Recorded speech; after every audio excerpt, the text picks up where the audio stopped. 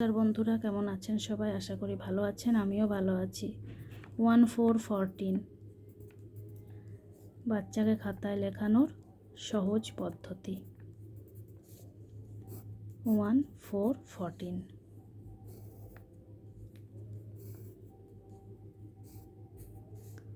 Spelling বা number নেমটি লিখব 14, FOURTEEN, FOURTEEN।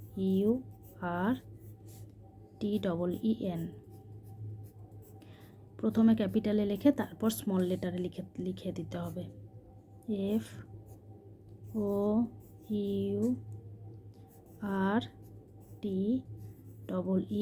FOURTEEN, এভাবে গোটা গোটা করে লিখতে হবে, তবে বাচ্চা বুঝতে পারবে। বুঝতে না পারলে সে নিজে পরে লিখতে গেলে অসুবিধায় পড়বে। অস্পষ্টভাবে বাচ্চা যারা লেখে তারা বুঝতে পারে না হাতের লেখা, তখনই তারা অস্পষ্ট করে লেখে। যদি ভিডিওটি ভালো লাগে অবশ্যই একটি লাইক করবেন।